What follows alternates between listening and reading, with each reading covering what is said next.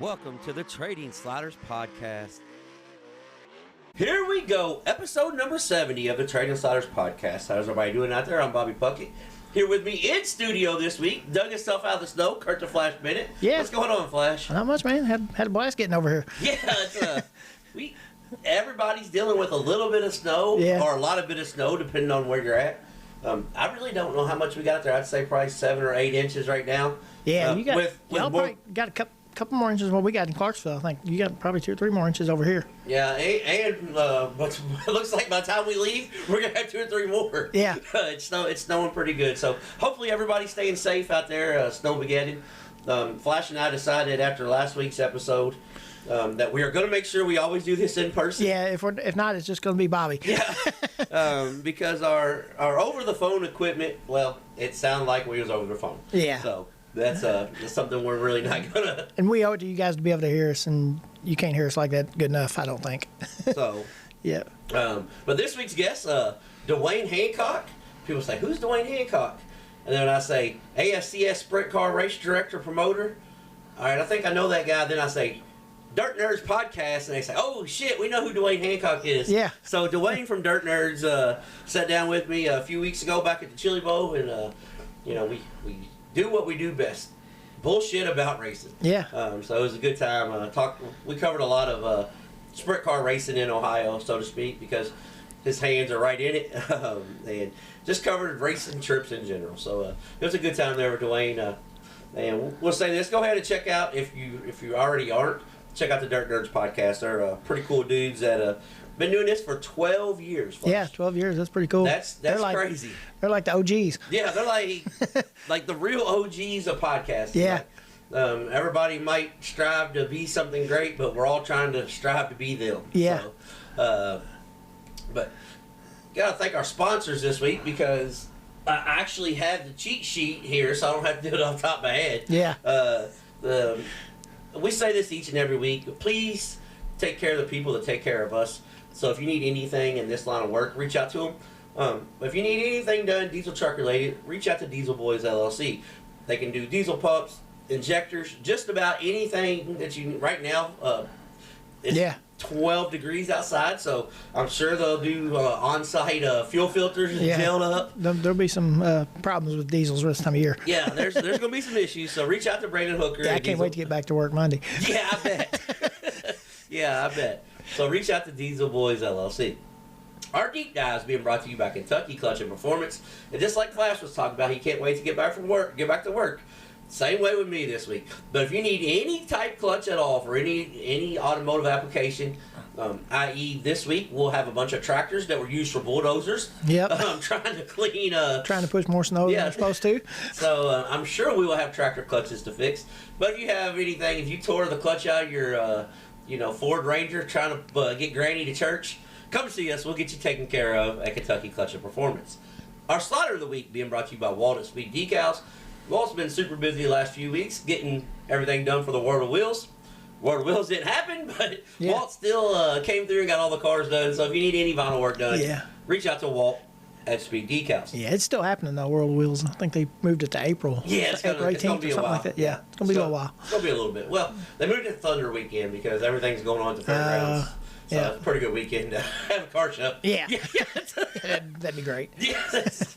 Well, sometimes, man, things just work out in the wrong way. That's probably the only open date they could get there, though, where they're doing that. So I'm pretty sure that was the only open date, because everybody else is like, no, we don't need the building that weekend. Right. We're not going to schedule over Thunder. Exactly. But our crash of the week, being brought to you by D.O. Handyman and Remodeling, easy for me to say, had a big crash at Volusia. We're going to get into that. But if you need any type of handyman work done around the house, I can guarantee David's not going to shovel your driveway. He's not going to do anything outside right now. Yeah. But if you got something inside, you need floors fixed, you need your bathtub. I should have called David last week. I had to go fix the bathtub. Yeah, I know. I didn't subside our sponsors very well that week. Right. But if you need anything done, reach out to David at 812-989-5002. And our racetrack spotlight being brought to you by JT's Trackside Catering. Volusia started this past weekend, starting Thursday night. This upcoming week, Volusia's got something going on for 16 days. The Lucas Oil Late Model Series got stuff going on following that. So if you're going to have any race parties, any watch parties, I know some people like football. We could care less. But some people do like football. Yeah. They'll have Super Bowl parties. Reach out to Jeremy Thomas and JT's Trackside Catering. And our fan question of the week. Somehow this is becoming an ever popular segment. Oh, yeah. Who would have thought people want to hear what the hell we got to say? Yeah. But if you need anything done, race car related, I know Brian's leaving for Florida, so if you need some shocks built or anything, he will be down there for all the Dirt Car Nationals. So reach out to Brian Barber at Bandit Race Cars. All right. Yeah. I think I got everything. I think we got everybody, yeah. Yeah, that's And I will say this: we've had some people reach out. We do have some affordable sponsors, so sponsorship availability. So if you need, want to get your name out there, help the podcast is growing, and hopefully we can help you, and grow your business. Reach out to us on that too. I will say that because kind of seems like we don't really cover that a whole lot. Yeah. We just kind of go on about our business. So news of the week, Flash. Kentucky's got a late model speed week. Did you see that? Yeah. Yeah, that's pretty cool. There's a late model speed week going on, so we're going to talk about that. Yeah. Imagine that track's working together. Yeah, duh. Yeah, who would have thought? Yeah. Especially when they're all within 100 miles of each other. Exactly. That'll be a really good week there. Sliders, dirty or not, we're going to get into that. There's some major discussion over sliders and the way late model racing is going. Late models gone wild. We had over 200 late models at Volusia. Yeah. So we're going to cover that. And IMCA Winter Nationals at Central Arizona had over 350 cars for the first 5 nights. Yeah, that's unbelievable. And they got like 5 more nights to go. Yeah. And not only is that unbelievable, 100 mods every night, and we had a modified driver triple down this week. Yeah. The one 3 of the 4 and had a bad draw, or probably could have won 4 of the 4. Really. That's pretty crazy there. So we're gonna get into all that. We're gonna start off. Oh, and we got our fan question of the week. Yeah. So got a lot to cover this week. Yeah, there's a little bit to cover. Yeah. You wouldn't think so with looking outside, but yeah. Well, no, there's plenty covered out there too. Yeah. Just covered in snow. Everything's covered. Yeah. For anybody wondering, because I get people that kind of ask this all the time. They're intrigued about the Brooks Speedway. Yeah. In the backyard. There's no hot laps. We are canceled. Yeah. The banks. We've got some more degrees of banking because of the snow. But first and foremost, we're going to talk about the Kentucky Late Model Speed Week. This show's going to kind of be late model heavy because that's the only thing that was running this weekend. Right, yeah. Well, there was some stuff overseas in Australia, but clay review stuff. And yeah, I didn't get to see much of that. I didn't either. Yeah, so we don't talk about what we can't see. But we might be snowed in for a couple of days, so we can go back and watch that. Yeah, we got all kinds of shit to catch up to. Yeah. We'll get all 3 TVs on it. Yeah. We can cover 3 different countries here if we want to. But the Kentucky Late Model Speed Week, Thunder Mountain. So we got 5 tracks that consist of this: Thunder Mountain Raceway, Ponderosa Speedway, Rockcastle Speedway, Richmond Raceway, and Lake Cumberland Speedway. They all come together and are gonna have a late model speed week. $5,000 to win each night for the super late models, which is great. Yeah. Oh yeah. More states need to do stuff like this. Yeah, especially when you don't have to travel much, like you said. There is a couple concerns on my end though. One of them, they're running 6 or 7 divisions each night. Yeah. And every one of these racetracks we just mentioned, I've been to. Yep. Actually, hold on. I've worked at every one of them. Yeah. So there's a possibility they're not going to get done in a decent time. So that's something that needs to be addressed. That you can't ask guys who are blue collar racers. Yeah. To be at the racetrack at 1 o'clock every night. They need to make sure they run the late models first every night on these. I usually don't agree with that, but I think on this deal they need to do that. Well, they need to make sure it's a timely show. We don't need to be dragging no feet. That's one thing. So I'm not hating on it. I don't want people to think I'm hating on it. No. One thing though, I wish they would have kind of picked a different week because that Friday and Saturday in our region, there is a bunch of stuff in our region that may kind of hurt the car. I think the first 3 races are going to have really good car counts. Yeah. Because guys can hit them on the way. But like Friday and Saturday, the Summer Nationals are at Farmer City and Fairbury. Right. So the Central Indiana guys that you get, they're probably going that way. The Northern All-Star Late Models are at Lawrenceburg that Saturday, the final night. So you're going to be trying to pull from the same thing. And this here's the big one: the World of Outlaws and the Valvoline Ironman have a joint show, $30,000 to win at West Virginia Motor Speedway. Yeah. So I think Friday and Saturday's car counts may hurt a little bit, but it may not. I mean, it may, regional guys need a place to go race anyway, so it may not hurt at all. I have to drag the late model out and go make some start money. Yeah. So I think, by looking at the way the schedule lies, I think the first 3 nights are going to be really good. Yeah. The last 2 nights, I don't know. We'll see. Yeah. But I don't know they haven't announced the point fund yet. So the point fund, may keep the guys. Yeah. Something is cool though, but the Cray Late models and the modifies are getting a run for $1,500 every night of the week. So they got their own little speed week thing. So that's pretty cool too. Yeah, that's cool. So hats off to the guys working together. That's something that you usually don't see a whole lot of. Yeah. Especially in that part of Kentucky. So I think it's going to be a good thing, really. And honestly, I know he catches a lot of shit, but I think Brandon Hargrove was the one that was kind of spearheading this, trying to get everybody on together. So for all the shit that he catches for the other stuff, kudos to Hargrove for reaching out to the guys and making sure this event came to. All right, Flash.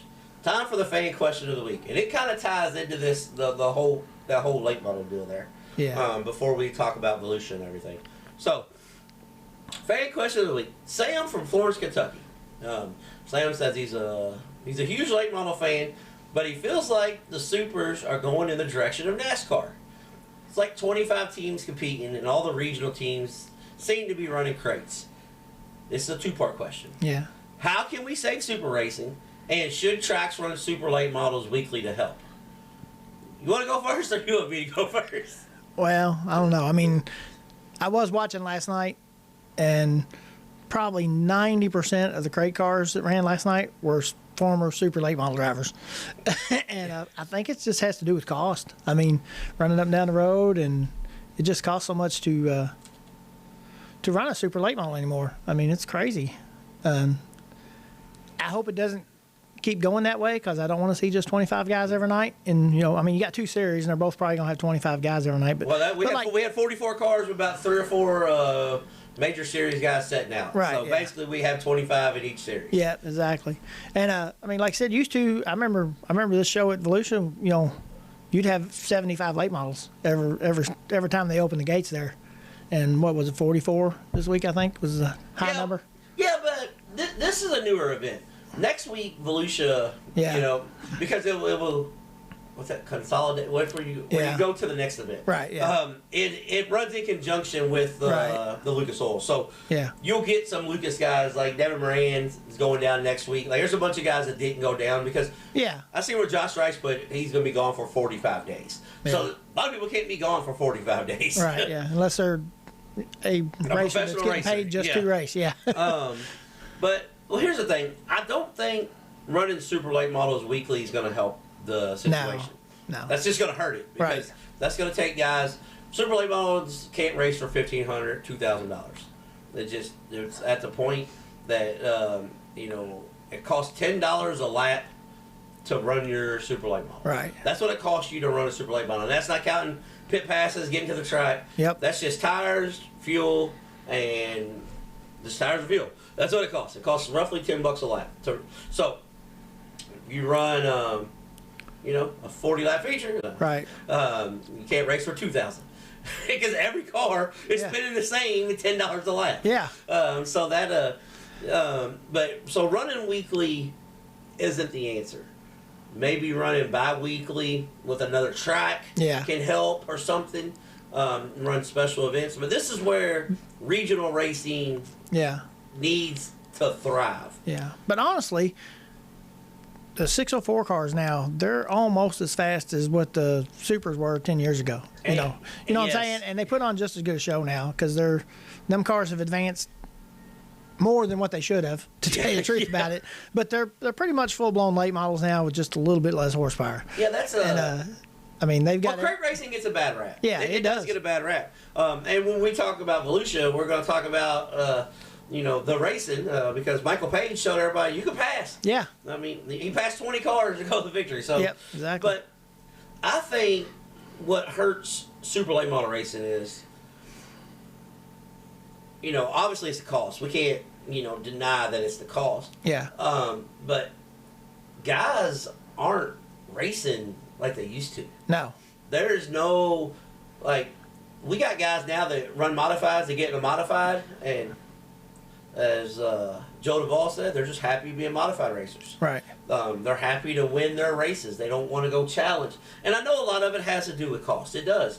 But we have guys that run crate late models that at Brownstown that never even have ambition anymore to get a super late model. Exactly. We're going to run crates. That's what we're going to do. So I think, and the technology has come so far in late model racing in general that the super guys, you need an engineer on your team to go fast. Yeah. It's not just let's get it close and I can get it. I'm going to call. I can drive it the rest of the way, but it ain't like that no more. I'm gonna call Tater, see what I should do, and I'll be fine. It doesn't work like that no more. Right. Yeah. You gotta have. So honestly, I don't know what the answer is. I think that's all of racing in general. Yeah. Oh yeah. Sprint car racing is the same way. I mean, midget racing is the same way. Yep. Stock car racing is the same. I mean, everything is the same way. Yeah. Money runs the sport. Well, you can just go buy what you need now. It does. There's no engineering. Yeah, there's no engineering anymore. Yeah. I mean, there is engineering, but you got to have that engineer guy on your team. It ain't like anybody can just try to figure out something anymore. It just doesn't work that way no more. Yeah, you can't pull the old Bobby and Flash and bounce off the wall and bend a tie rod. Yeah, and realize, holy shit, we need to bump this thing in because it turns a lot better going in. Right. There's none of that no more. Nope. Funny thing, Greg Lynn sent me a picture of his tie rod was all bent. Yeah. I said, hey, you might as well leave it alone, man. Ben was pretty quick in it. Yeah. He said, yeah, but I think I'm going to change this. I don't know if I would. I'd measure it first. Yeah. I'd put it back to that same thing. Yeah. So I don't, we don't really know what the answer is. Obviously throwing money at it's not the answer. Right. I think basically the answer is to save super racing. We just need more wealthy car owners to decide they want to be involved in super racing. Yeah. That's what it is. So, but late model racing is not going anywhere. No. Car counts will go down and it will all cycle back. We'll guys, I'm gonna tell you something. We're really close to getting a major rules reset in late model racing. They keep talking about we're gonna do this, we're gonna tweak this. We've seen this same thing happen in the late '80s when they had that wedge cars. Yeah. Then they went to perimeter cars. So we're very close to getting a major rules reset. And I don't think these series, the series promoters, they don't want to have less cars. They want as many cars as they can possibly get every time. It's not. I don't think it's nothing like that. A lot of people are saying, "Well, they just only want so many cars." I was like, "No, that's not it. That's not how they make money." No, the more cars are there, the more money's being made. Yeah, exactly. It's just so I don't know. I don't know what the answer is. I think we need a rules reset. We need maybe change the rate. I think one thing I know, like when we had Vic Hill on, he said, it don't cost no more money to build a wide bore engine than it does a standard bore engine. Right. Which he is right. If you're starting from nothing. But a guy that's got a 400 short block, it costs him a lot more money because he's got to go get a block made. Yep, he's got to get a block made and everything else. There's all kinds of factors that go into it. So yeah, I don't know. I don't know what the answer is, Sam. So I'm gonna say if you like super late model racing, you better show up to the 4 super late model races they have in Florence. Yeah, if not, you're gonna be watching crates every week. Yeah, you're gonna have to chase a few races. Yeah. So, all right, Flash. Our the dirt late model hot topic right now, dirty sliders are slide jobs in general. I'm gonna let you start on this. Where do you see racing going with the slide jobs? They're still gonna happen. It ain't going away. Yeah. The guys that are throwing them are still gonna throw them, and sometimes they're gonna be clean, sometimes they're gonna be not so clean. But that's why I watch dirt racing instead of asphalt. There's the key component. That's me.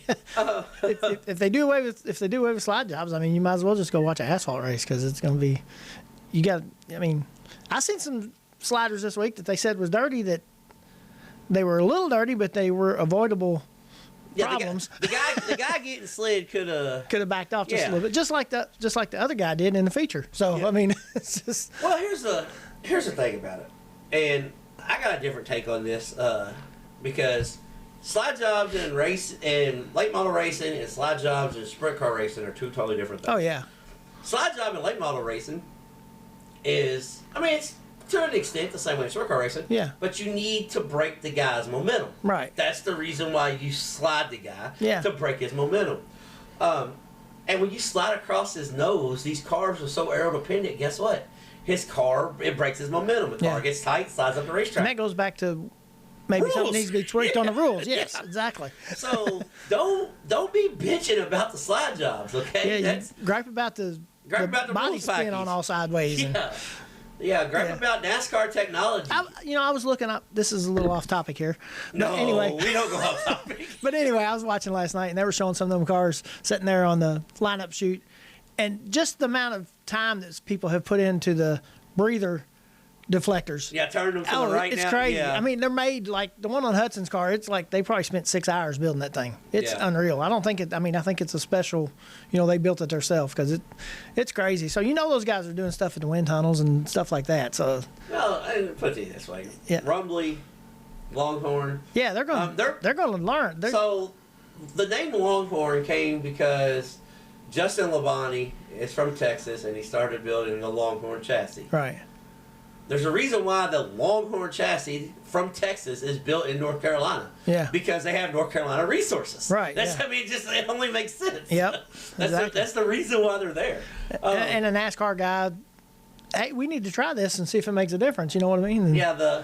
You go back and look at the old Twisted Sister Cup cars. It's the same as the late models and modifieds look now. It's no different whatsoever. Exactly. If you look down on the top of them, they're exactly the same. No different. But the thing about the slide jobs is, dirty slider, not so dirty slider. Like last night, Hayden Cardwell got used up in the 602 Oh, race.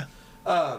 But in the same token, those cars are so momentum based that the little head knocker, Trent Ivy, I thought there was gonna be some head knocking in Victory Lane. Yeah. But the little head knocker, he turned down on him. And he was going to throw the slider, and he bounced off the wall, on the inside wall of the left front, pushes up the racetrack, and runs into him. Yeah. I think when Cardwell went back to watch the video, he was going to be like, nah, I'm not so mad at him. Yeah. But at the time, he was thinking, this asshole just ran all over me. Yeah. But slide jobs is what makes racing exciting. It's what makes it fun. And, a lot of people say, well, there goes, he just throw these, like Bobby Pierce, for instance. He just throws these sliders.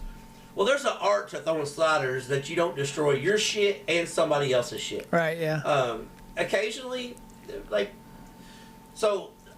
me ask you this. I'm not taking up for Bobby Pierce, but for the people that were complaining about Bobby Pierce's slider on Hudson at the Wild West Shootout, Pierce gave Hudson plenty of room. Hudson had a decision to make. Yeah. Do I want to gas it up on the outside and try to squeeze him, or do I want to turn back underneath him? Yeah. He chose gas it up on the outside and spun out. And he was already up in the loose stuff is the bad part. Yeah. Yeah. I mean. So, now let's turn the tables on this. So Pierce is at Volusia. Corey Hancock drives down, runs him up the racetrack. What's Pierce do? Gets on the brakes. Yep. Pierce gets another run on him. He drives him down. Hancock drives down, washes up the track, gets it to him again. What's Pierce do? He got on the brakes so he didn't wreck himself. The third time it didn't happen. He just sent him. Yeah. That's how you fix a guy. Like, if somebody had an issue with Pierce, that's how you fix it. Yeah. Yeah, okay, you didn't give me enough room, and I'll just send you. Yeah. I mean, that's how, these things will work themselves out. Oh, yeah. Coming from guys that's raced, they will work themselves out. I've been on both ends of it. Yeah. Yep. I've been the spinner and the spinny. Yep, I have too. We know how that works. So it will work itself out. With that being said, well, it's like with him and Davenport talking about, my guy's got a lot of work to do now. I've done a lot of work before because, for my own doing. And hold on a second. I wasn't going to talk about this, but since we kind of do this, Davenport might have the worst apology in the history of all apologies. Yeah. All right, Davenport, listen. There's 3 words you can't say, and you said one of them. Yeah. All right? But when you do, don't double down on it like you did. Yeah. Your apology can't say for all the sensitive people that this affected. Right. You can't do that. Yeah. That just makes you look like a jackass. Yeah. Just let that go, man. Like, Yeah. Like, I get where you was coming from. Yeah, I mean, I would have been upset too. Yeah, I mean, yeah. Still. But still. Yeah. But in that same token, though, Turbo didn't touch him. He didn't. That's why I said He didn't hurt? That's why I said that's the difference between a guy that can touch the brake pedal. Yeah. Or just say, screw this guy. We're just both going to wreck. Right, yeah. And that's what he tried to do. And I think that's what made him himself. more mad is because Yeah. he wrecked himself. Yeah. It probably wouldn't have been, if he wouldn't have wrecked, there probably wouldn't have been nothing said about it. But, Well, I think he was so pissed off that Turbo threw the slider. He's like, I'm just gonna bust him in the ass and turn him around. Yeah. But by the time he thought that he was Yeah. already in the loose shit. Yeah. So he got tight when he went to bust him in the ass and just tore his own shit up. yeah. Now, And Turbo just don't care. right. It's like, I'm surprised Turbo didn't just back in his pit stall like he went in there and just knocked the left front off, so they have more work to do. well, that would have been something that would have happened in Sportstrom. Yeah. Well, we have been there, done that. That's what I'm saying. Yeah. You don't want to move it? Okay. I'll move it for you. I've actually moved a car to drum with my car before. It's we won't even go there. Yeah. I actually tried to help somebody park in his trailer one night. Yeah. I didn't think he was up in his trailer far enough. That's so. what happened. The guy was pulled up in front of I was using somebody else's trailer, and he pulled up in front of the box trailer. So I just moved it, and then he accused me of when I moved it broke his rear end, but whatever. Should have had it in park. We're good buddies. We're pretty good buddies now, though, so Yeah. it ain't no big deal. If he would have had welded spider gears and not that locker, the rear end wouldn't have broke. Exactly. Right? But that's for a whole other story. Yeah. That's where when we decide we want to educate people and do race car tech. Yeah, do this. Yeah, we'll talk about tech one day. Yeah. So, because Kurt is a tech man now, so Yeah. it's come full circle. Yeah. He went from bitching to being. Yeah, exactly. So let's talk about Volusia real quick. 206 race cars, 44 super late models, 104 604 late models, 58 602 late models.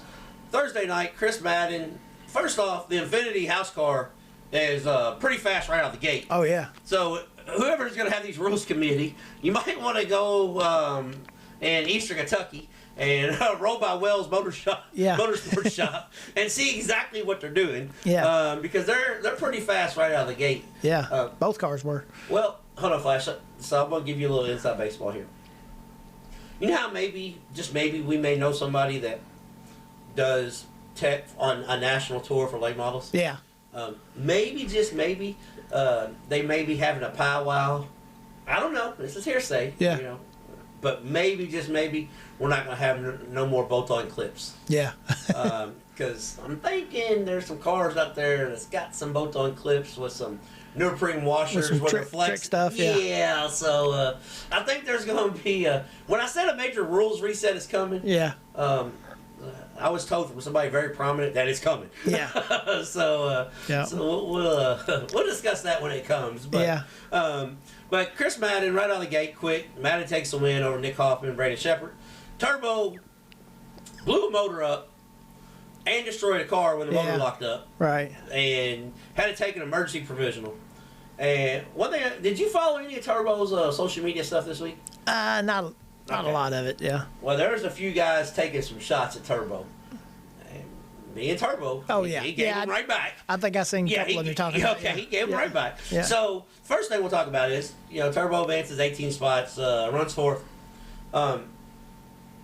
Track was in great shape for the new clay, first off. Yeah. Because we've been down there where it's been either super heavy or rubbered up, and it was neither. Yeah. Started off heavy and slicked off where the races were good. Hayden Cardwell, give a shout out to Hayden Cardwell in the 602 late model race. Last lap, outside pass for the win.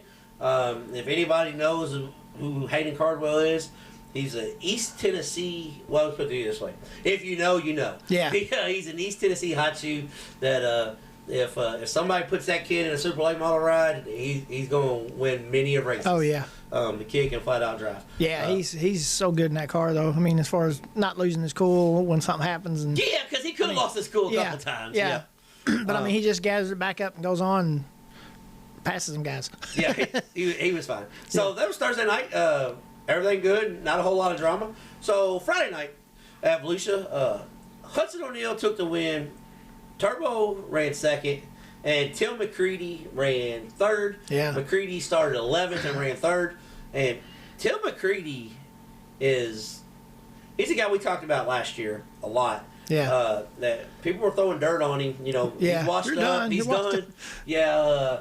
But T-Mac has found a home. But I think McCready needed just to have fun again. Yeah. You don't forget how to drive race cars. No. But you get to a point in your career where you go with, you know, it's too professional, too serious. Yeah.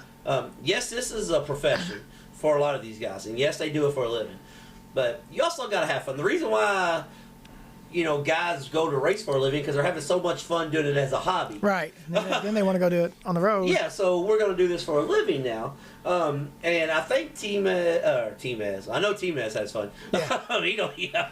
He has too much fun. Yeah. He's very unprofessional. But I think T-Mac, I think he needed he just needed a reset and needed Boom to say, here, man, let's have some beers and we'll figure it out. Yeah. And because he won 6 or 7 races last year after getting with Boom Briggs, and you know, started 11th and you know, ran 3rd. Hudson O'Neal, that car rumblies, man, it's quick. Oh yeah. I'm sure it's tricked out and thought a big fast half-mile track, and I get all that, but man, that car's fast. Yeah.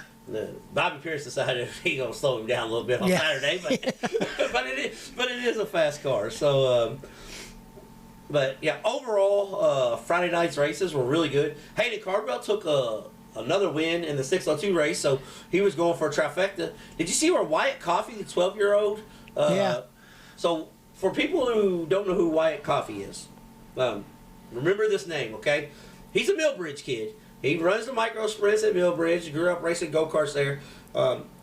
Last year, he won the track championship, the 602 track championship at Natural Bridge Speedway in Natural Bridge, Virginia.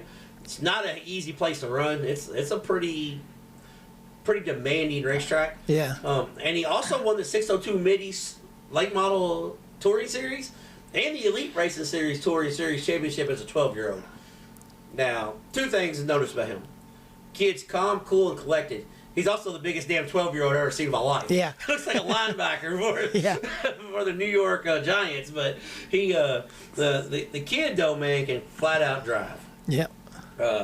So we'll move to Saturday last night, $20,000 to win, and we had. I know Flash isn't a real big fan of the big track racing. Yeah. But for what you get at most big tracks. When we had a guy win from 10th and a guy win from 20th. So we will take that. Right. Not the best you could be for, but T-Mac Tim McCready started 10th and took the win over Brandon Shepard, who started, I think, 5th or 6th, and Dennis Erb, who started, I think, 7th or 8th. He was back there too. He was back there pretty good ways, yeah. So they were coming up throughout the race. I know Bobby Pierce was catching some flack on kind of using Huddy up a little bit. When I went back and watched that again, because when I first seen it, I was kind of like everybody else. I was like, damn, Pierce is still pissed off. But when I went back and seen it, it didn't matter who was up there. Pierce was wrecking. It just happened to be that Hudson was there to keep him from wrecking. Yeah. There was a couple laps before that, though. A lot of people aren't mentioning that Huddy was remembering the week before. Yeah. Kind of used him up. Yeah. So I don't know. But, like, I'm like you. I don't think Pierce even knew he was up there because they were 4 wide coming down the straightaway. Huddy was all the way on the bottom. And he was planning on sliding them other 2 guys, I think. And then when he got there, Hudson was just so fast that he was there. So I don't think it was nothing intentional that time. Yeah, Huddy started ripping the top, and Pierce was already. Yeah. Pierce was going to run the slider around regardless. I think when he seen Huddy is when he about spun out. He was like, "Oh shit, I'm going to run over him." Well, you could tell his wheels were cut as far as they could possibly cut, and I think he was trying not to run over him, but he just got into him enough to get his right rear in the fence. So, for the 604 feature. But first off, I do want to say something about that race, though. Okay. Is I didn't see anybody run the middle groove as good as McCready. Yes. He was rolling in the middle, dude. He found there was like one little ridge right there, and he hit it. When he hit that right every time, them guys didn't have a chance whether they was on the bottom or on the top. He was rolling. And he is so good with the throttle. Yes, well, that's one thing about McCready. He talked about how he loved Volusia. Yeah. He loves the big tracks because he grew up in New York, and everything's at least a half mile. Yeah, half mile, yeah. At least a half mile. But one thing that I can say about McCready that I really like is he never puts himself in a bad position. Right, yeah. That's like, Ruben said he threw a slider when he took the lead, but he didn't. He just, once he got the lead, Yeah. he didn't drive across the his stayed. nose. But he made sure that he broke his air going down the straightaway. Yeah. But he never, if they're three wide. There were 2 or 3 times he could have threw a slider, but he stayed in the middle groove and let them guys have the top of the track if they wanted it. Yeah, he's got some old school too. Yeah. He's not gonna. He'll still race you. Yeah, he's not going to use you up. Yeah. And what's funny is, because he was a young kid that everybody was bitching about. Oh, yeah. 20 years ago. Yeah. Oh man, he's using everybody up. Kind of sounds like how Bobby Pierce is. Yeah. So in 15 years, when Wyatt Coffey's racing, throwing all these sliders, Yeah. Pierce is gonna be like, hey dipshit, I'm up here giving you room. Yeah. Because it kind of goes full circle. And it was also good to see the 28 car run good again. Yeah. Well, anytime there's a good bottom, there's a good herb. You're not going to beat him on the bottom. He is probably the best in all of late model racing as far as running the bottom. So our slider of the week would have went to McCready, but Michael Page said, "Hold my beer." Oh yeah. So I didn't get to see this one either. okay, well Dio, we'll do crash of the week first because it happened in the same race. Yeah. So I seen that. I seen the replay of it. Yeah. Yeah. Dio Handyman Remodeling crash of the week came in the 604 late model feature. So Pearson Lee Williams, who's almost got as good a name as Parker Price Miller law firm. I like the three names. So Pearson Lee Williams, that's just like David Pierce. I mean, that's all the old NASCAR guys. You got them all covered right there. So he gets a shot from behind and goes around, and he's running like 4th. So he gasses it up, complete 360, because he knows if he just locks it up, he's going to get T-boned. Yeah. Well, as he gasses it up, the car kind of, it don't quit running, but he's kind of rolling real slow. And Trent Lloyd, Ivan Lloyd's son, wide open, hit him in the fuel cell. Then he barrel rolled over, and he was driver's door first, against the wall, roof first, against the wall, driver's door first. So they, fuel leaking everywhere. So it probably took them 15 minutes to get the car turned over to get him out. Yeah. But, driver was okay. But, this week's Dio Handyman crash of the week. Pearson Lee Williams went for a ride. I mean, absolutely junked this car. Yeah. Over just a racing deal. Yeah. I mean, it was just but there was 28 cars that started. So he had 24 cars that missed him. Yeah. And 23 of them did. Yeah. One of them did not. Right. One of them did not. And there's some other crash of the weeks too. If you want to go back to IMCA TV. Yeah. Those. If you need to follow them on Facebook because you can see all the action. They show some. They show some live stuff a little bit, but then they actually show all the highlights too. So it's the cool. IMCA TV is it's really good coverage. Yeah. It's IMCA TV on Facebook. Trust me, it's worth your while, especially the next week. Because they do a lot of live look-ins and stuff. Yeah. But our slider of the week, brought to you by Walden Speed Decals, goes to Douglasville, Georgia's Michael Page. Started 20th and took the win. And Michael Page has been a guy that's, maybe a time or two roughed some feathers up. Yeah. He only got into one guy this time. Well, that ain't bad. That's not bad. No, that's not bad at all. Not when you got past 20 of them. Yeah. Well, like how I said, McCready won't put himself in a bad position. Yeah. Page did. Yeah. One was on the bottom, one was on the top. He said, I think I can make it. Yeah. He got halfway there. He's like, well, now I got to make it. Yeah. So he kind of bounced the guy off the wall. Yeah. But no harm, no foul. But yeah, Michael Page, an awesome drive. But he said that's the car he took to Gateway, and the right front was all twisted off of it. And, in the Georgia sling, he said, yeah, I told the guys, it's just pipe. It don't know no difference. Yeah. It's just pipe. So they weren't very confident in the car, but I was. Yeah. No shit. So he picked up $10,000. Hats off to Michael Page. And one other thing we want to talk about real quick. Kurt mentioned it a while ago, but the IMCA Winter Nationals at Casa Grande at Central Arizona Raceway. 100 modifieds each night, over 350 cars. Yeah. And they've been getting the program done in like 3.5 hours. So 350 cars. That's pretty good. Yeah. It is well, which it does help that the hobby stocks and the sport mod, they don't even get the hot lap. Yeah. They just come out and race their heat races, but still. Want to give a hat shake to Dylan Thornton. 3 IMCA modified feature wins in a row. Was in contention to win his 4th, and just didn't happen. Ended up running like 7th or 8th, but Yeah. you know, there is 100 cars there, 100 other cars trying to win. But also a hat shake to Chaz Baca. Chaz Baca won last night. He was on the podium 3 of those 4 nights. Man. Running second to him. So Yeah. Team Harris has got some stuff figured out. Oh, Both yeah. of them Harris race cars. So hat shake to them. Well, what's cool about that out there too is when they're doing the drivers' names on there and just where everybody's from. I mean, they're from everywhere. They're from Michigan, from Yeah, Minnesota, Idaho, Texas, Arkansas, just everywhere. It's crazy. All them guys come together to race, You know why, Flash? because of the rules. Yes. Yeah. You see, there's a thing here where you get a lot more cars if the rules are. If the rules make sense, Yeah. the drivers show up. Yeah. Maybe From everywhere. Yeah, Yeah. maybe people will figure that out. Yeah. I don't know. Yeah. That's something that we can hype on. I did just want to bring that up though. Yeah, they do show up. Yep. So, anything else before we get off here and listen to Duane Hancock, the dirt nerd connoisseur, the AFCS sprint car race director, and the overall shit talker of the podcast, the OG shit talker. Yeah. All right, we're gonna get off here and check out Duane Hancock. It's time for the Trading Sliders Deep Dives presented by Kentucky Clutch and Performance. Here we go, ladies and gentlemen, on this week's Trading Slider Deep Dive. We got an expert here who's going to teach me how to do a little bit of this.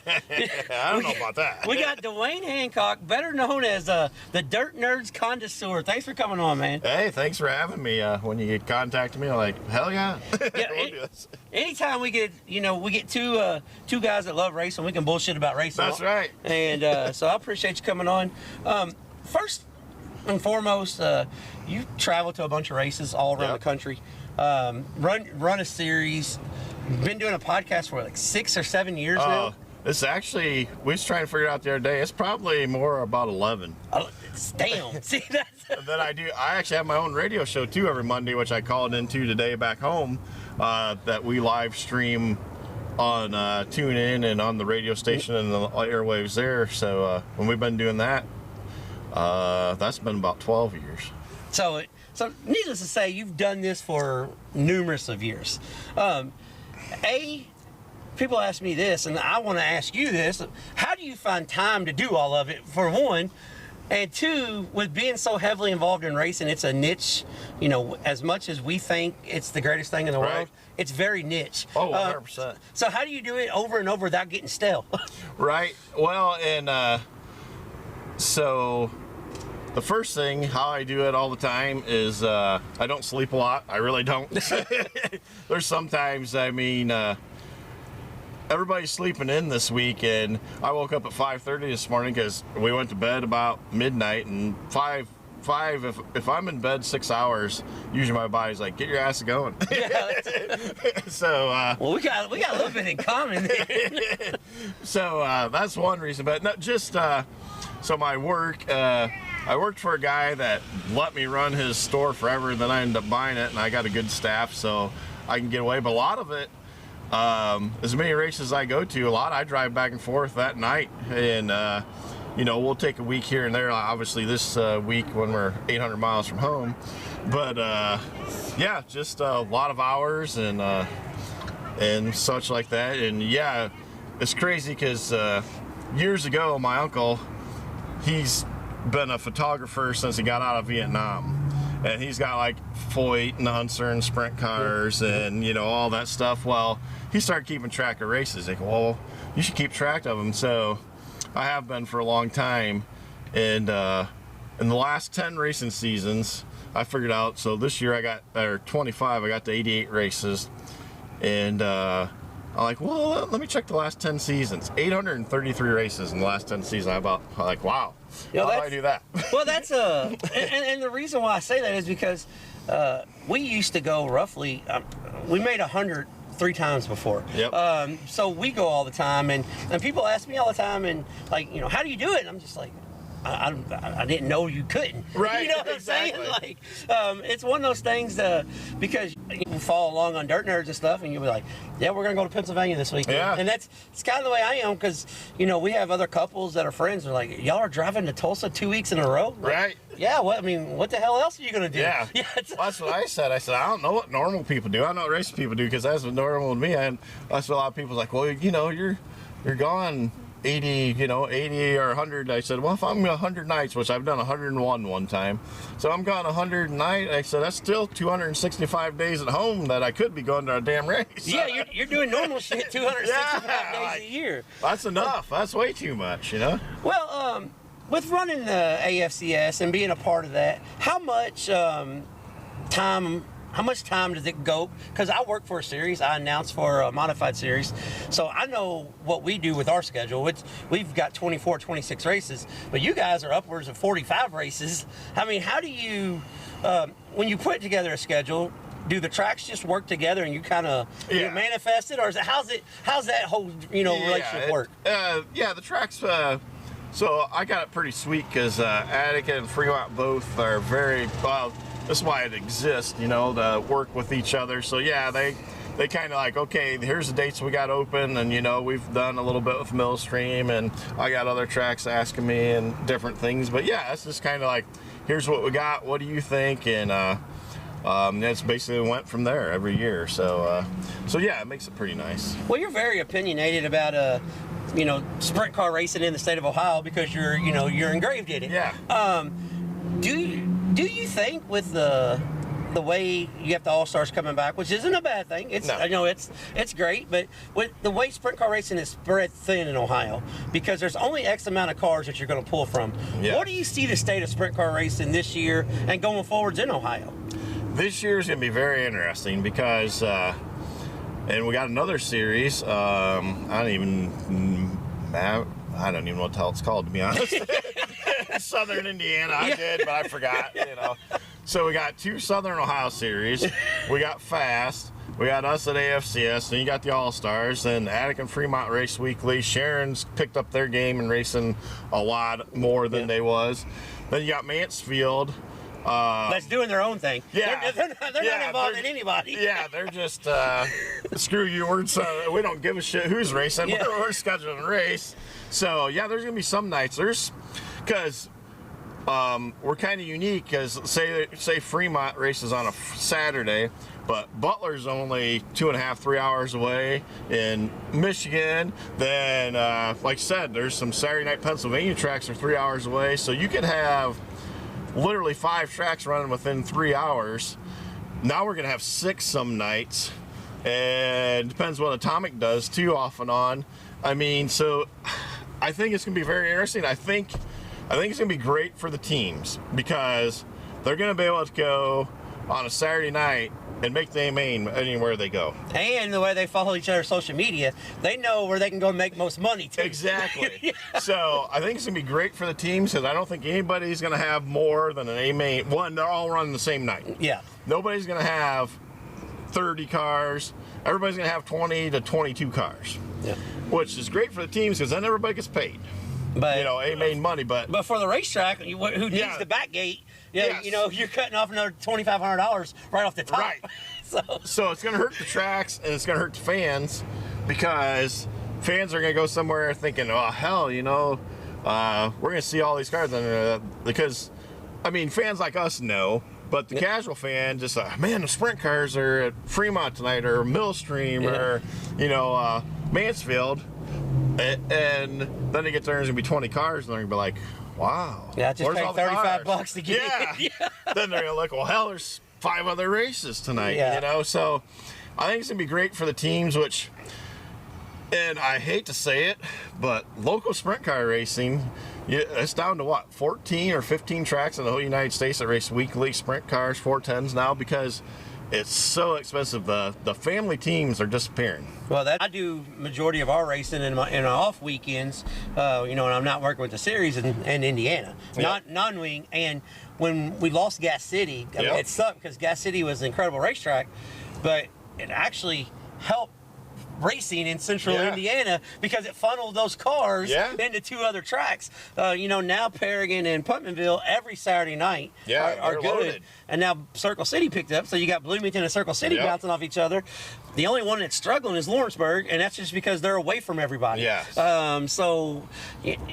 More is not always, but as much as we want more, I mean, I want to do more races, do more Yeah. events, but it's not always better for the sake of the sport. Yeah, 10 years ago it would have been great when it didn't cost, $80,000 for an engine and, 15, 20 grand for a rebuild and $365 for a tire. Yeah. And, the mom and pop teams just keep disappearing more and more each year, but you can't blame them, or they race less races. Like our series, we get guys, it's like, okay, we're racing all your shows and that's it, or we'll race all your shows and maybe a few other, and that stuff. So it and what hurts, you guys in your area, wing sprint car racing versus non-wing sprint car racing, it's almost double the cost factor. Oh yeah. Yeah, I mean almost double because your non-wing sprint cars are on top of the track where wing sprint cars are in the track. Yep. So you need a bigger engine and you need more tires per event. 100%. So it's one of those things that it's kind of a double-edged sword. Yes. Everybody loves the speed and everybody loves the fascination of wing sprint car racing, but like you said, especially if you take Michigan, all of Pennsylvania, Ohio, and you start trickling down in Indiana, I mean, right? It's thin. It's real thin. It's a. See, that's why I'm very blessed where I'm at. Going back to how can I do it? So everybody's like, man, why do you live an hour and a half from Fremont, hour 45 minutes to Attica? So I live in the very northwest corner of Ohio. I'm 8 miles off the turnpike, so I can be to Indiana in 20 minutes, and I can be to Michigan in 20 minutes. So one reason when we started my radio show, so we took a compass, did a 3-hour radius of Bryan, Ohio. There's over 100 tracks. Yes, that's incredible. And to me, so if I get off work at 3 o'clock or I get off at 2 o'clock, I'll drive 3 hours to, especially midweek shows or whatever. It's like, shit, I wouldn't, so yeah, I can go. That's funny because we live in Louisville, so in an hour and 45 minutes I can get to Indianapolis. Yep. In 3.5 hours I can be St. Louis, so I can get all the Summer National Yeah. stuff. In 2 hours, I'm 3.5 from Eldora. I'm 2 hours from Cincinnati. So I'm, Yep. that's the same way we are. And if we decide, hey, we want to go late model racing, we're 2.5 hours from East Tennessee. Yeah. So I mean, there's plenty of stuff to go see. Yep. Now, what sucks on our end, besides Brownstown, Indiana, we don't have a racetrack within an hour, but we have plenty within 2 hours. Yep. Yeah, and I'm lucky I got Oakshade, which they struggle, but they race weekly late models. It's like 28 miles from home. Angola pavement track in Indiana is 33 miles from home. Then Butler's 50 some, Eldora is 80. Then we got Lima. It's 50 some miles, so we got something that's pretty close. And Gas City, you mentioned it. I could be to Gas City quicker than I can be to Attica. Yeah, that's crazy. Yeah, I can go the whole state over. Well, that's kind of like that's the same way with me. We're in this. We're in Louisville, and everybody says, "Okay, well, you're close to Florence." Well, I'm a lot closer to Brownstown Speedway and Salem Speedway than I am Florence. Yep. With it being in the same state. How come you can't ever get Elliot to go to the racetrack with you? Because he's baking cookies or something, and he's playing with his guitar trailer. It's funny because he always blames his wife, and she's like, "Take him the hell out of here! Get him going! I don't want him here!" And he goes, every once in a while. But I tell you, he always gives me shit because I'm I think 20 years older than him, and he's like, "Oh, you old man, you old man." I'm like, who's the one that acts like they're 80? You act like you're 30 years older than me. You're staying home every weekend. I'm the one hitting the road up. Yeah. But I'm always interested because, like, I come from the stock car world. I race street stocks. I raced modifieds. Now it's for a modified series. But, my heart is non-wing sprint car racing. Yep. I absolutely love it. Oh, yeah. With you being tied into the wing sprint car racing, and I know you're not prejudiced to, you got a late model shirt on right now. That's right. So, you enjoy everything. Is there something you prefer over others? Just on track action, or is it just it don't matter if it goes fast and loud? I like it. Midgets Yeah. is why. Yeah, midgets. So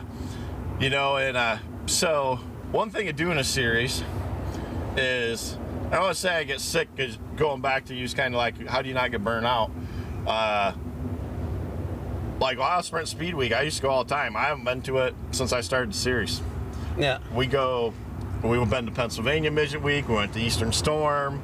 We went on a late model deal, you know, and that's what keeps it fresh and getting the new tracks. So I hit 201 tracks now, so I hit the 200 mark this year total in lifetime, and I think that keeps it. Just as perfect example, Charleston, Illinois. I mean, we was staying by there. We was going to Coles County, and it's like, hey, that track's racing. We're gonna go there. And you pull in, you look, and you're like, man, this don't look like much. It's an old, you know. But Hidden Gem, that was my favorite race of the year. One of my most favorite races. And they just had they had compacts, mods, what the heck else they had? Sport mods, probably had 2 mod divisions. Crown Vics and compacts, and it's high banked, and it's a quarter mile, and every race was good. I mean, spectacular. I mean, side by side, some guys, they was running 3 wide, 4 wide. I mean, it was that banked. It's banked like Eldora, you know, and here's this little quarter mile. Like, these guys were just, so this one Crown Vic, I swear he never let off. He just throw it in the corner and just turned the wheel. But it's like, holy shit. You know, it's like, if I would have been traveling, I would have never seen this place. Now I was like, I want to see big late models or sprint cars there. You know, and unfortunately, I see Mars is going to be there this season, but it's the night of the King's Road. Well, here's the thing. It's funny you said that, because I was a track chaser, especially throughout my high school years. Now that my schedule's pretty much set half the summer, you know, if we get to see 2 or 3 new tracks a year, it was a good year, because everything else is already, I'm not going to miss Sprint Week here. Right. You know, if Bloomington Speedway or Hobstadt races and I'm off that night, I'm going. Yep. So it's just one of those things. But I had a guy reach out to me about message announcing it was short term. Hey, can you do 4 of the steel block sprint car series for me? And I said, sure. I didn't know this guy from Adam. Well, he sends me the schedule, because I say yes before even looking at the race. Right. Yeah. So he sends me the schedule. Yeah. And it's Champaign County, Illinois, at a fairgrounds track. And so, hell, I drive to damn near Chicago, 4 hours. Right. And I get out and I walk in, and they're watering this place. They race on it one time a year during the fair. And it kind of reminds you of the Brownstown Bull Ring. I mean, it's a perfect size racetrack. And I'm like, man, this could be really good. I said, man, this is going to be so bad tonight. So they run sprint cars and Badger midgets. And the Badger midget guy comes up, hey, my announcer's sick, can you do both? And so I'm like, so I'm here, and there's nobody in the press box, they don't run weekly. They're doing the scoring from the infield, and I'm outside the track. But it was probably one of the funnest nights I've ever had at a racetrack, because it wasn't perfect, it was rough, it was choppy, but guess what? It raced really good. Yeah. The midget feature, Alex Metcalf, and I can't remember, Fager. Well, I said Fager. Yeah. Okay, he won, but it was Feger, and I said, "Well, I'm sorry, I'm from the late model world. Everybody's Fager spelled that way." Right. but it was one of the best races that I've been to in years, and I'm just thinking, there's so many of these tracks around the country. You know, we need to get out to more of them, because I've been to 331 racetracks around the country. Hell, 100 of them I've been to is closed down now. Right. But that's one thing that I encourage people. I mean, get out and go check it out, even if it is outside your room. If you don't, you think you don't like this. You don't know if you don't like it. Now, there's also been nights where I showed up and thought, Jesus Christ, why the hell did I make this drive? Right. Well, that's the way. One of our other fun nights of the year is we took an actual couple days off away from racing and went to my girlfriend, her family, when she was a young kid, always used to go to UP in Michigan. And she hadn't been back there for like 20 years. So we're going to UP, spend time. Well, we look, because you can't go on a vacation without finding a racetrack. Well, no, that's one of the rules. That's one of the rules. That's the main rule. Yeah. So it's like, here's a track just past the Sioux in Canada, racing on a Thursday night. And so I get to look, and it's like, last Thursday they had 4,000 people there. It's like, what the hell? And it's just a regular show. And we go there, and we get there. As soon as I get there, gates are supposed to open at 5. We're go up 5 o'clock. Nobody's around. Nobody's around. So about 5:30, finally the owner comes, or I think she's the owner, because she's yelling at somebody else. Oh man, we should have these open. You go, well, you didn't give us any money, and they're just going like, what the hell kind of shit show is this gonna be? But then we get there, 7 o'clock first race. I mean, and they had 4 divisions. They stopped, did a kids thing after every race, which was pretty cool, and we was out of there in 3 hours, and the place had like 4,500 people that night. It was $20 to get in, and it was excellent racing, and they just kept the show moving, and they did a little pageantry with the kids. I think now I see why it's packed on Thursday night, because they gave away like 8 kids bicycles. The winner goes into grandstands, here kid, have a bicycle. You know, I mean, it's just neat stuff. There's like, hell, this was fun. You know, this was pretty cool. But yeah, get those places. Diamonds in the rough like that, there's so many of them, and that's what I like about it is, yes, I'm a sprint car midget guy, but late models, I mean, I call it Kyle Larson factor. He's brought a lot of people to late models when he did that deal, and late model racing's so good right now. Yeah, well, the only late model racing is really good on small tracks. Yes. On big tracks, we got some. They need some rule package work on. Yep. Yeah, that's what we do every show there. We always forget to turn our phone on. You're right. That's just what we do. You need to take the call. No, we're good. All right. So as you talk about the Kyle Larson effect, I say this a lot because, you know, with us being based in central Indiana as far as in the sprint car scene, I call it the Jeff Gordon effect. Right. Everybody's moving from the West Coast. They're going to come here and race. Oh, yeah. Well, you guys got some West Coast guys coming in and doing some wing racing out there, too. We've had great. And which one thing's fascinating to me about it is, like, the West Coast 360, I guess because there's not a whole lot of 410, the West Coast 360 wing racing is badass. Yes, it is. It is something that, I'm thinking, why would you travel to central, central Ohio to go run when you got all those badass racetracks out on the West Coast? Exactly, but yeah, we've had a good crop. I mean, Buddy Kofa sucks he ain't gonna be here this week because I see him at PRI. It's first I talked to him, but I said, and they're all good kids. When they come through, like Buddy, you know, he's 17 in Ohio, racing our series, and, you know, we don't know each other, but got to know. And one day, my radio show, I said, hey, Buddy, I said, you bored? Yeah. He goes, I'd like something to do. I said, you know, it's an hour and 20 minutes from you, but you want to come be a guest on the radio show? He drove, come to Brian from Fremont just on his off day. We did the radio show. Hungry? Yeah, let's go to the Mexican restaurant, you know, and just, you know, and I still see him at PRI, and hey man, Duane, how you doing? You know, we talked for 20 minutes, and Cole Macedo, same way. Heck, he snaps me from Australia a lot. Different things were out there, and Carson and Caleb Henry. Now I talked to Caleb last night, and then we're gonna get to know. And Gage Garcia's coming, you know, this year, which is related to the Macedos, and yeah, it's been kind of cool because it's, you know, they know they can come and race 40, 50 times. And not travel a lot, so and get with some good teams, and they know it's tough racing. I mean, I've had people, because Central Pennsylvania, those fans are the best. I don't care. I love my Ohio people, but Central Pennsylvania is nuts, and you got a lot of tough cars there, but you only have 5 or 6 cars that's doing all the winning. Our deal, and they'll tell you, there's 15 guys that could win any night. That's really good. And that's what they go like, man, come here and we get our ass kicked a little bit and we learn how to race a 410, then they start winning. You know? Well, that's the same way with, you know, like I said, with the non-wing stuff. Oh yeah, in Indiana. 100%. It is crazy how good, and you know, I know midget racing gets a bad rap for it because kids yard selling slaughters, but guess what? That's exciting on our end. Oh, hell yeah. That's fun on our end. That's the same way with like the shootout. You come here at the shootout, like if you really think, man, you know, our sport's in trouble, come hang out at the Tulsa shootout for a day. You don't have to worry about the sport being in trouble. Yeah. There's plenty of young, talented kids, and there's plenty of parents spending plenty of money. Oh yeah, 2,000 inches.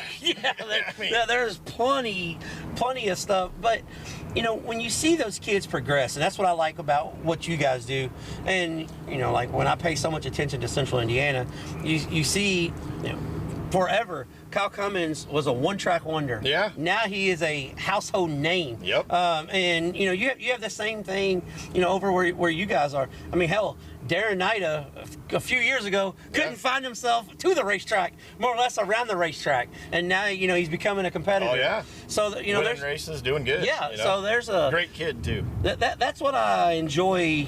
You know, on my end, that's what I really enjoy. I really enjoy watching these kids grow up, and you know, the competition and hell, the road trips. Like, hell, we're out here in Tulsa. My wife and I, we went and did the Route 66 today. Yep. I mean, just stuff like that. That's what we've been doing each year, doing a different part of Route 66 while we're down here. Yeah, that's so you know, I'm thankful that she doesn't care that we do 100 nights a year. Right. And in the same token, you know, I'm also thankful we get to do this together. We get to go, you know, see this stuff. And I'm just glad I'm not the only one out there hitting the road like that. That's all, because I think all the time, I've got a couple of friends that I see through our sport, because our sport, but, you know, you don't see a whole lot of kids at the racetrack anymore, unless they're actually racing. But as far as fan-wise, so I'm always kind of iffy. Like, where's this sport really going? How are we getting the next generation there? Yeah, you know, and I think tracks need to do better at that. You know, I mean, there's some that do excellent, but then there's some they don't do shit. Yeah, exactly. Yeah, they kick the gate open and okay. Oh, you guys haven't raced? Yeah, what do you do? Oh, hot lap started and what? You know, I mean, they don't do anything. Well, and that's one thing too. Where I like where you guys are, because you guys do get I will say this, you guys get a bad rap about dirt, but you can't control the earth. You can't control what you got. I mean, you got what you got, and you got to make the best of it. Yep. That's just like going down south. You know, the red clay, it's just the red clay. You can't bitch about it. It just is what it is. Right. I mean, so, you know, but in the same token, what I like, and I call it the Ohio River effect. Anything north of the Ohio River, you got a 3 or 4 hour program. Anything south of the Ohio River, it could be 12 3 hours. It could be a 12 to 14 hour program. I think you rented that spot on the bench as a motel room. Yeah, I mean, yeah, I've gone to, you know, with the series I work with, we've rode up sometimes. I've looked at the schedule. I'm thinking, gee, 12 classes? Right. Are you serious? Yeah. They got to qualify every one of them. Oh, and single car qualifying. Yeah, exactly. And single car qualifying, which I will give them a little bit of credit. The tracks down south have been, well, let me rephrase that. The nights that we go and we are the show for the night, they've been doing a better job of getting us out earlier. Yeah. Not getting the fans out earlier. But to you though, isn't it weird like how certain places, not the fans, they not only do they expect that, they want that. Oh yeah. Like, I realize down that. South. Yeah. Down south, it's like, hell, they get pissed off if the show's 3 hours. Like, we got ripped off. We paid $20 and we was only here 3 hours. Yeah, that's me. That's what I'm like. What is wrong with these guys? Right. I've always wondered that, because about 3 hours is max. Yeah. As I said that, my favorite event that I've ever been to is the IMCA Super Nationals and the Chili Bowl and the Tulsa Shootout. So, yeah, okay, I like marathon racing, but still. Yeah. Have you ever been to the Super Nationals? No. Man, that is a must-go event. Yeah, that's one thing I haven't been to yet that would be cool to go to. No, you have to go. I know you're a sprint car guy, but you would like the Super Nationals. I like. I'm one of those guys, so the sprint car snobs, like Alex says. When we go 95 to 90, well, I'm gonna say more than that, probably 98% of the time, we watch every single class, wherever we go. And the only time it's don't, if it's a midweek deal and they have 3 or 4 classes and it's already midnight and I got a 3-hour drive home and I got to get up at 6 to go to work, and like if there's a class or two, we'll leave. But 98% of the time, we watch every single class. We don't care what class it is. And I tell you, to me, because I have a lot of people that bag on compacts a lot, but it's something that everybody can afford to get in the sport now. And not only compact races are awesome. Yeah, well, and not only that, if we're going to get kids in, that we got to get them involved in the type of cars they're driving anyways, on the road. Yep.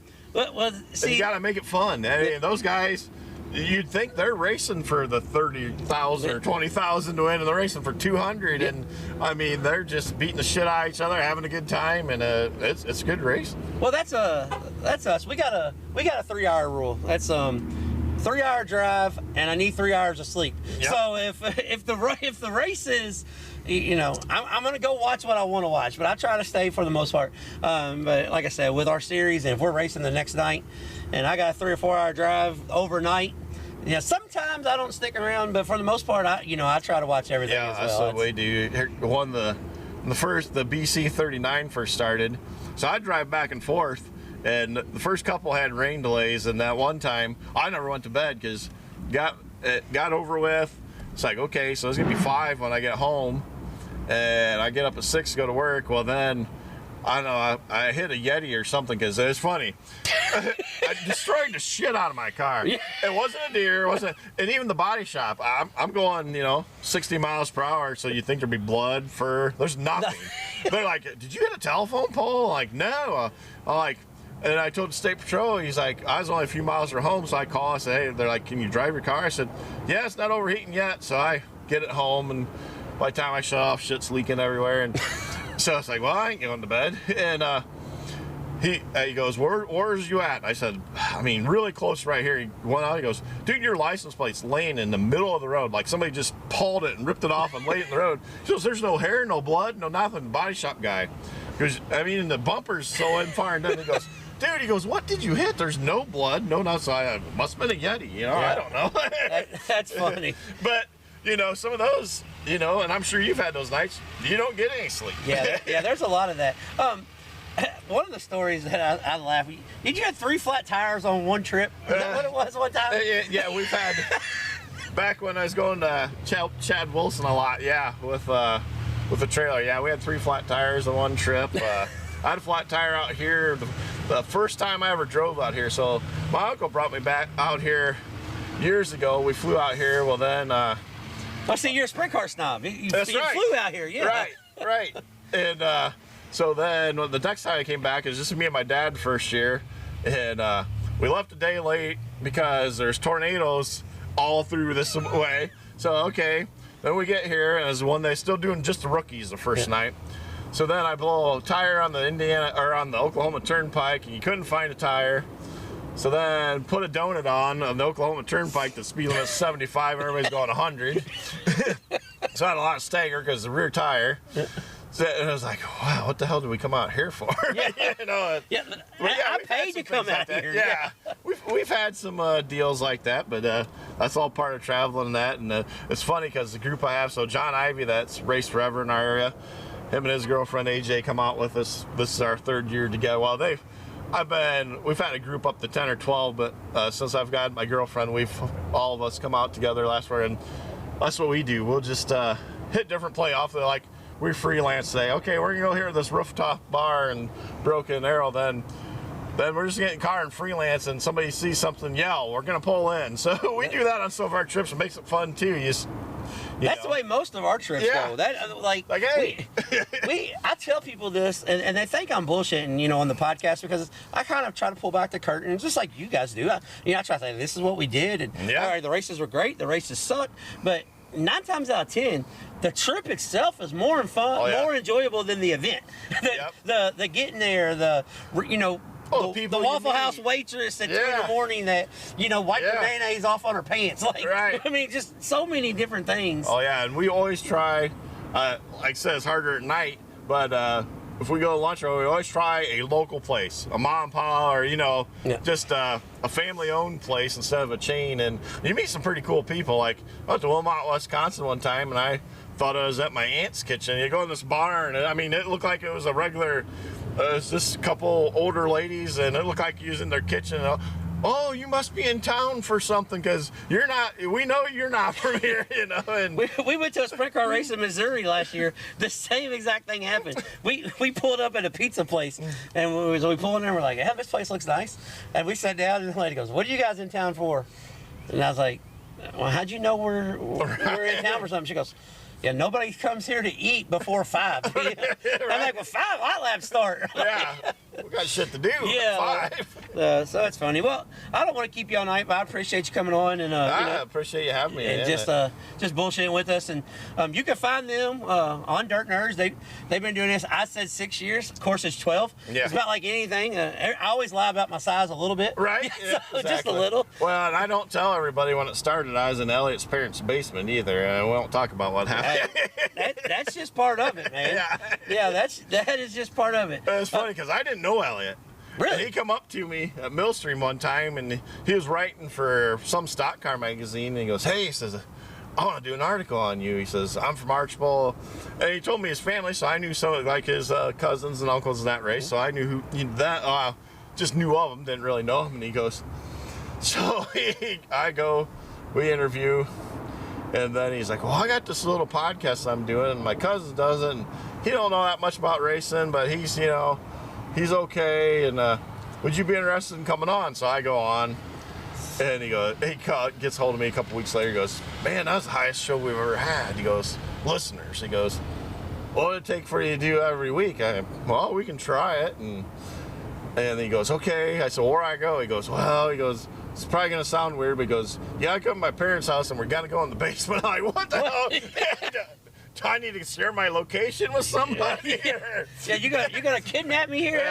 Yeah. Like, what the hell? So anyways, it's cool.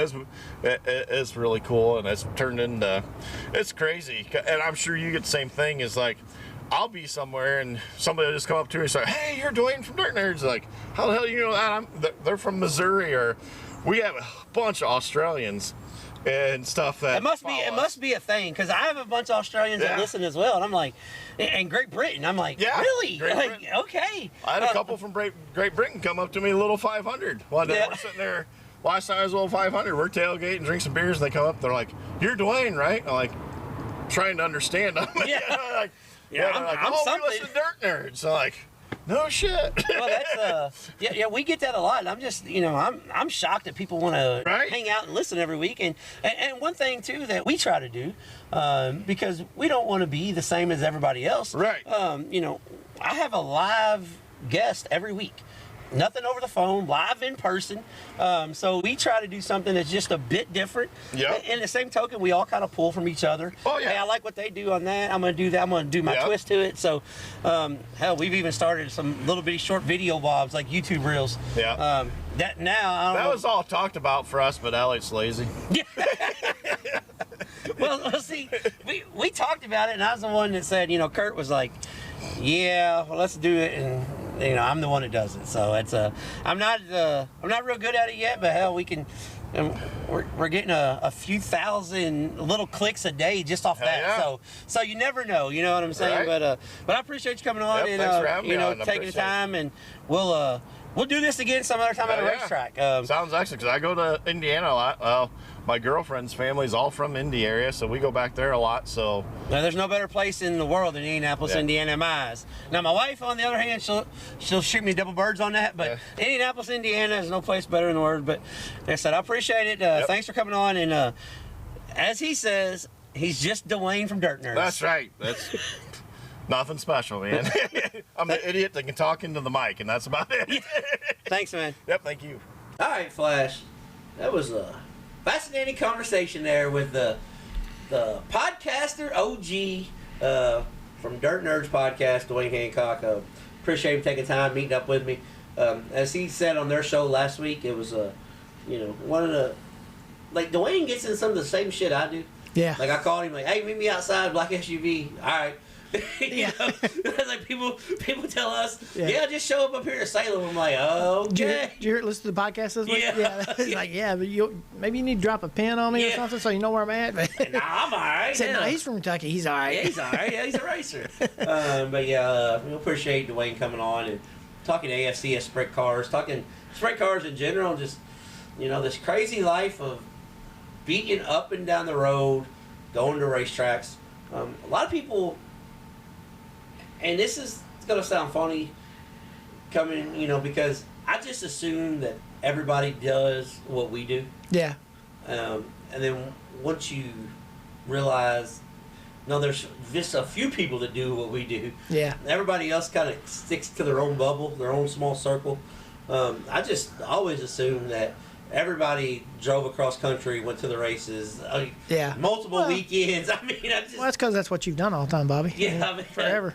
Yeah, I've never, you know, and Duane said something. He goes, well, you know, people say, what do you do what normal people does? He says, I only go to the races 100 nights a year. Yeah. So 265 nights a year, I'm doing normal shit. Yeah. I like to go to the races more than that.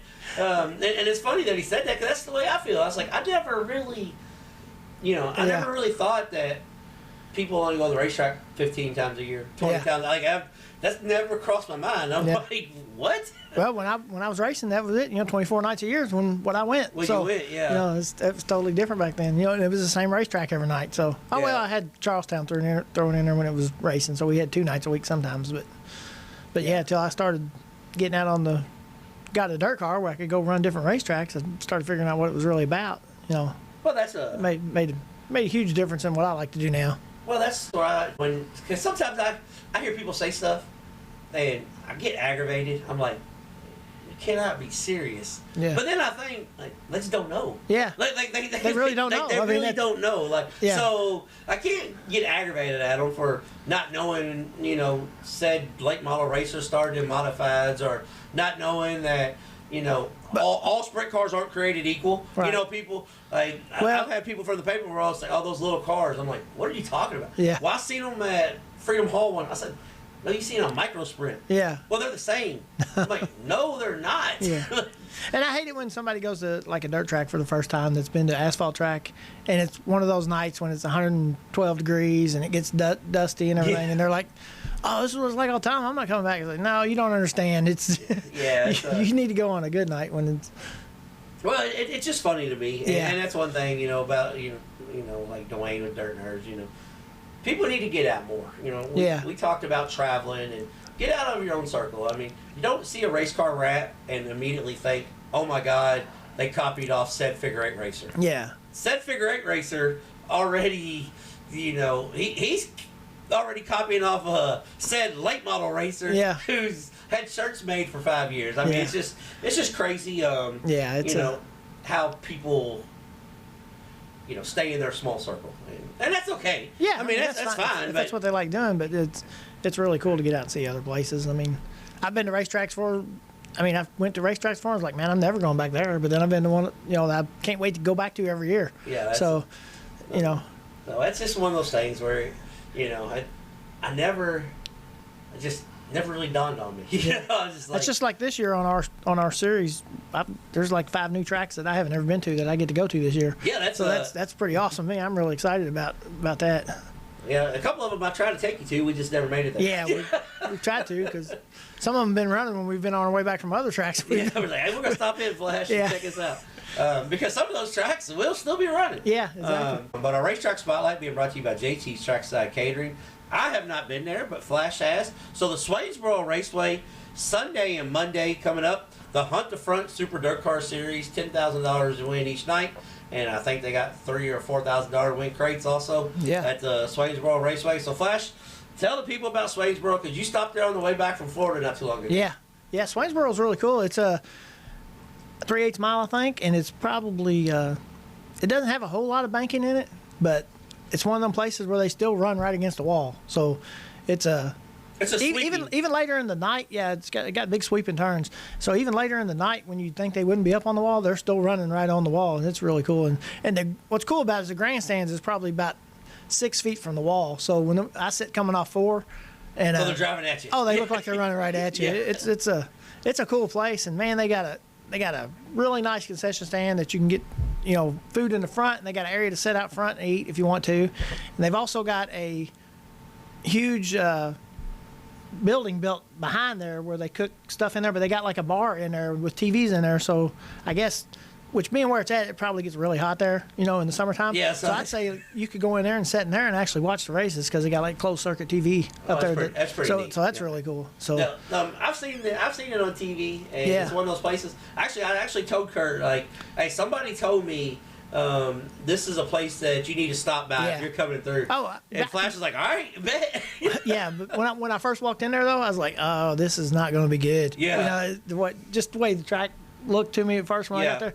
But man, it raced really good. Those guys, it was awesome. Yeah, that's what the guy told me. He's like, Yeah. man, you got to go to Swainsboro. And I said, man, I think they just had crates there the night I was there. I don't think they had no supers there. No, I think it was a Crate Racing USA event. Yeah, I think, it was because they had those and the street stocks. Yeah. And both races were phenomenal. But man, I'd like to see late models there now. Yeah, well, if you want to make a trip this weekend, you can. Yeah.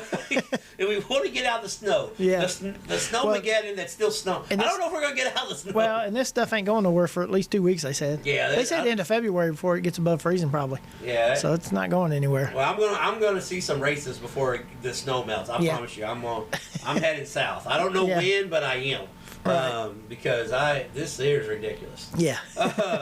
Also coming up this week at Needmore, Georgia, Friday and Saturday, Hunt the Front Super Late Models are there as well with Crate Racing USA Winter Shootout Series. $10,000 and $10,000 to win both nights, and then $2,000 and $3,000 to win. It's on Hunt the Front TV if you want to check it out. And then Thursday starts the UMP Dirt Car Nationals at Volusia. Thursday, Friday, and Saturday. The UMP Dirt Car Modified starts their first of 10 nights down there. And then the AFCS 360 National Sprint Car Tour will be on the docket as well. AFCS Sprint Cars is one of the most competitive sprint car divisions in the country. 360 Sprint Cars. Last time I seen them at Volusia, they raced really, really good. So looking forward to that. You can find that on Dirt Vision. And also, the IMCA Winter Nationals will finish up Wednesday, Friday, Saturday. The IMCA Winter Nationals will finish up at Cosagon Raceway. Expecting over 350 cars. Everybody's staying out there this week, from what I've seen. And weather's supposed to be, I think weather's supposed to be pretty good everywhere. I think Florida is going to get a little chilly. It's going to be back to the Dirt Car Nationals like I was used to. This first weekend, back at 50s for the high and 30s for the low. Yeah. But you're still at the racetrack, so. Right. Yeah. Did you see where they changed the name to the Casa Grande Speedway? Yeah, it's gonna be the Avante Windows Raceway Park or something. Yeah, Avante Motorsports Park or something like that. Yeah. All right, I'm gonna kind of let a little hat out of the bag. There may or may not be Jerry Petty's gonna come on and talk about a few things coming up. That was before the weather came in, so but talked to Kyle Cummins last week, and well, just say Jerry Petty's a fan of the show. So that's cool. I mean, he's wanting us to beat Jerry Petty, and maybe we can work some things out. So, yeah, that'd be good. That's and I'm glad to see that he's going to run another year too. For sure. Cummins. He announced that this week. Yeah, Cummins is running another year. Oh, and breaking news: attention in the pit area. Yeah. Drake Edwards is going to be making his 410 non-wing debut and running all of the Midwest Thunder sprint cars.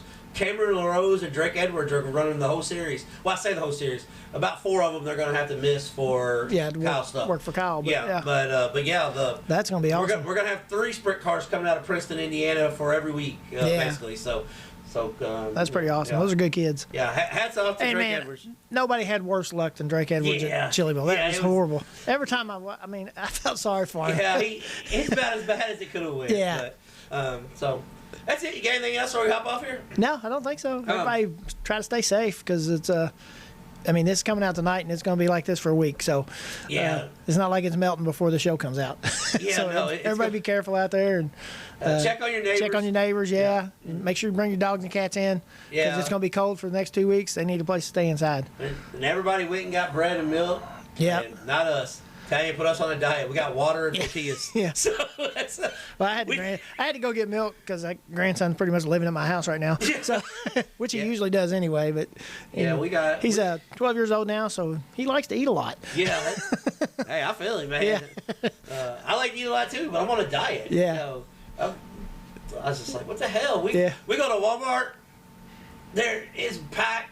So ain't nobody in our aisle. Yeah. We got all the tortillas and vegetables there was. Yeah. Nobody wanted any of that shit. I got celery and tortillas out the ass. Yeah. So I'm good to go. Yeah. But until next time, we'll be trading sliders.